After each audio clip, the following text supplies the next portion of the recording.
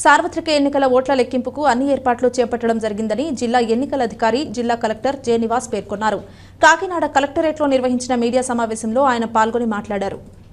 వచ్చే నెల 4వ తేదీన కాకినాడ జేఎన్టీయూకేలో 4 బ్లాకులలో కౌంటింగ్ కేంద్రాలను ఏర్పాటు చేయడం జరిగిందన్నారు. ప్రతి కౌంటింగ్ కేంద్రంలో అసెంబ్లీ నియోజకవర్గానికి 14, పార్లమెంటు నియోజకవర్గానికి 14 టేబుళ్లతో పాటు పోస్టల్ బ్యాలెట్ లెక్కింపు కోసం ప్రత్యేక టేబుళ్లు ఏర్పాటు చేసినట్లు తెలిపారు.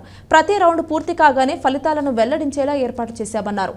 పోటీలో ఉన్న అభ్యర్థులు, ప్రధాన ఎన్నికల ఏజెంట్లు, లెక్కింపు సిబ్బందికి కౌంటింగ్ కేంద్రాలకు సకాలంలో చేరుకునేందుకు వీలుగా కాకినాడ నగరంలో ట్రాఫిక్ ను నియంత్రిస్తున్నామని తెలిపారు. కౌంటింగ్ కేంద్రాల వద్ద చుట్టూ పటిష్టమైన బందోబస్తును ఏర్పాటు చేశామన్నారు.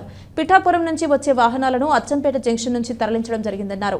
అదేవిధంగా యానాం, ఇతర ప్రాంతాల నుంచి వాహనాలను భానుగుడి జంక్షన్ నుండి కమలవీరు మీదుగా ట్రాఫిక్ ని మళ్లించడం జరిగిందన్నారు. కౌంటింగ్ అనంతరం ఎలాంటి విజయోత్సవ ర్యాలీలకు అనుమతులు లేవన్నారు. 144 సెక్షన్ అమల్లో ఉంటుందని పేర్కొన్నారు. ఎన్నికల కౌంటింగ్ ప్రాంతాన్ని నో ఫ్లయింగ్ జోన్ గా ప్రకటించడం జరిగిందని తెలిపారు. జరిగినటువంటి ఎన్నికలకి సంబంధించినటువంటి కౌంటింగ్ ఏర్పాట్లు అన్నీ కూడా పూర్తి అయింది. కౌంటింగ్ ఏర్పాట్లు అన్నీ కూడా మనం జేఎన్టీయూ కాకినాడ ప్రిమైసెస్లో చేస్తూ ఉన్నాం. మనం 4 బ్లాకుల్లో ఈ కౌంటింగ్ అన్నది చేయబోతున్నాము. ఈ 4 బ్లాక్లో కూడా అసెంబ్లీకి ఈవీఎంస్, పార్లమెంట్ ఈవీఎంస్ వేరు రూమ్లో కౌంటింగ్ చేయడం జరుగుతుంది.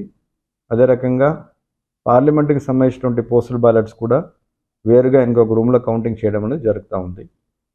అండ్ ప్రతి ఒక ఈవీఎం కౌంటింగ్ కోసం 14 టేబుల్స్ రూమ్లో పెట్టడం జరిగింది. Both for constituency and assembly segment, parliament assembly segment కూడా 14 టేబుల్స్ మనం పెట్టడం జరిగింది.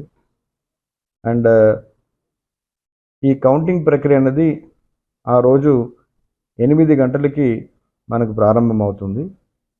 ఈ కౌంటింగ్ అనేది ముందుగా పోస్టల్ బ్యాలెట్ ప్రక్రియతో మొదలవుతుంది. ఈ పోస్టల్ బ్యాలెట్ ప్రక్రియ both parliament, assembly postal ballot ప్రక్రియ 8 గంటలకు స్టార్ట్ అవుతుంది.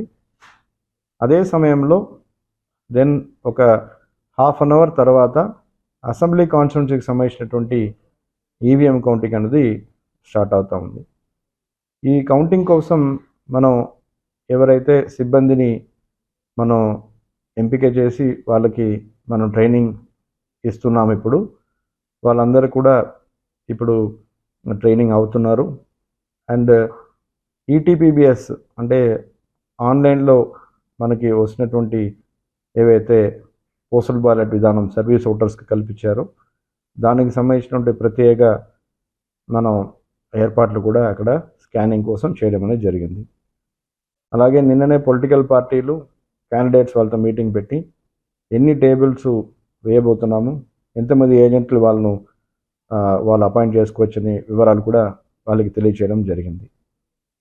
అండ్ జనరల్ పబ్లిక్కి ముఖ్యంగా తెలియచేయాల్సింది ఏమిటంటే, ఆ రోజు ట్రాఫిక్ మనకి డైవర్షన్ ఉంటుంది కాబట్టి ముఖ్యంగా పిఠాపురం నుంచి వచ్చిన వాళ్ళందరూ కూడా అచ్చంపేట నుంచి డైవర్షన్ చేయడం జరుగుతుంది సిటీలో రావడానికి.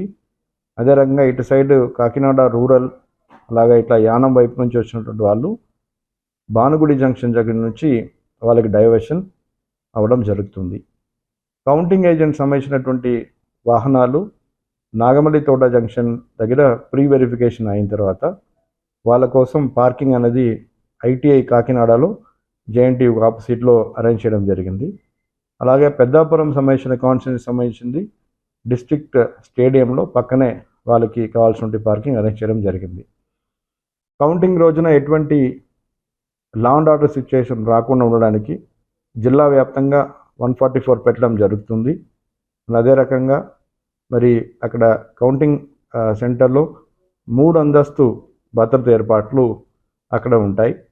అంటే సిఆర్పిఎఫ్, అలాగా మనం state armed police force plus state civil police force కూడా అక్కడ ఉండడం జరుగుతుంది.